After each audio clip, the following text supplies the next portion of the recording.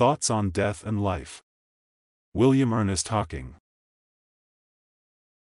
1. Incredulity toward death.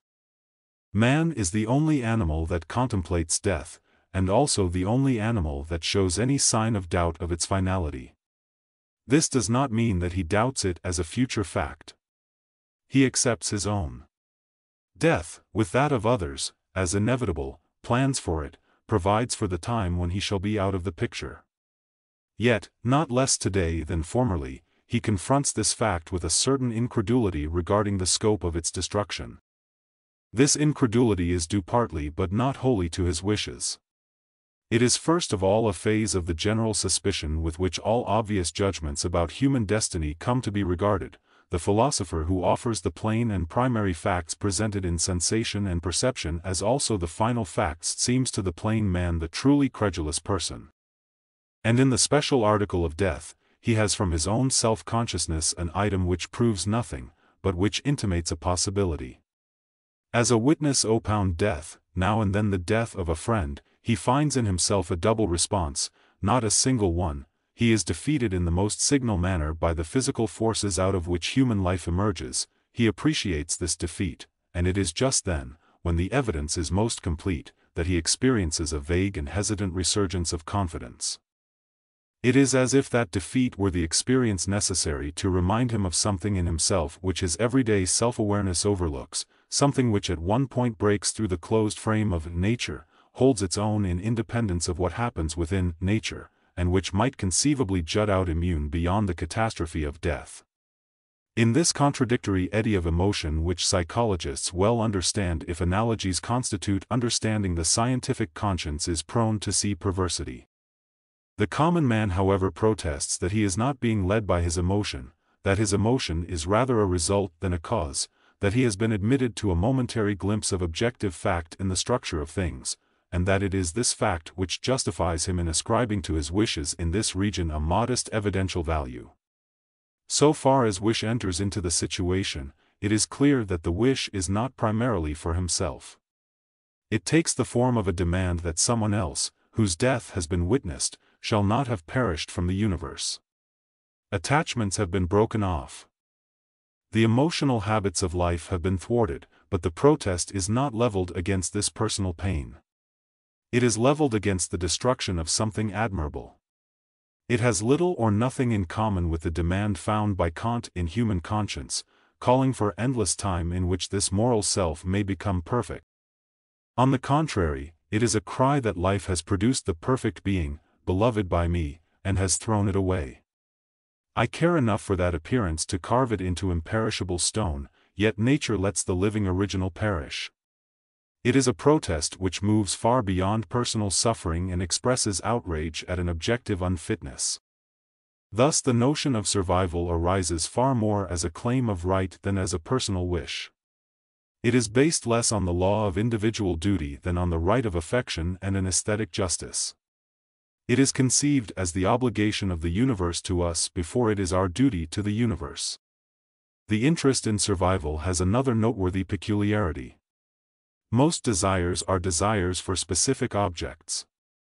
This desire is not for an object, but for a subject. It contemplates in the first instance, not the satisfaction of any wish, but the continuance of wishing and of the wisher. In this respect it is like the will to live, which has no definite object of pursuit, but merely drives toward the maintenance of the consciousness of objects in general, and is therefore sometimes put down by psychologists as a piece of mythology.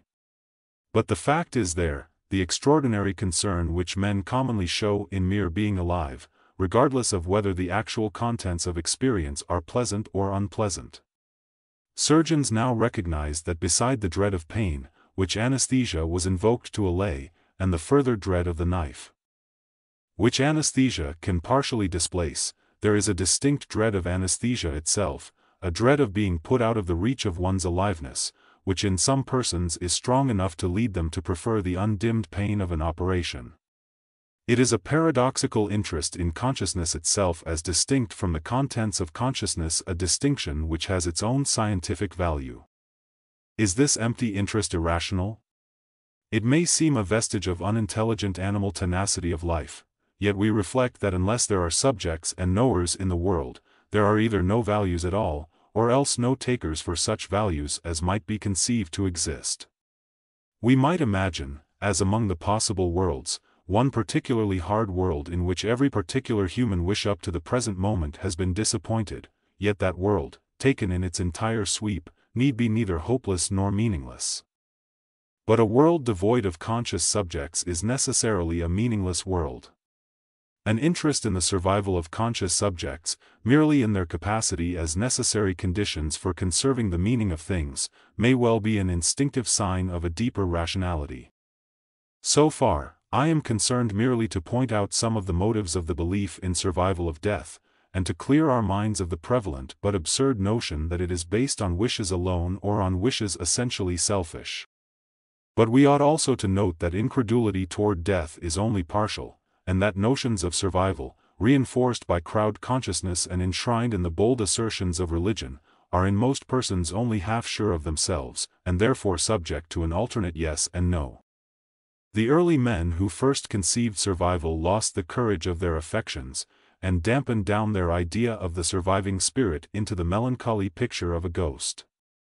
And later men, conspiring to preserve intact the perishing memories of the dead, substituted for the flickering medium of remembrance the assumed stabilities of wood, stone, bronze.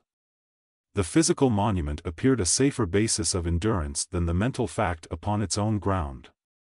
It is no small part of the pathos of the mortuary customs of all religions, this mute element of doubt which infects the heart of faith, and makes the Christian cemetery a vast invocation of matter to support the hesitant certainties of the immaterial.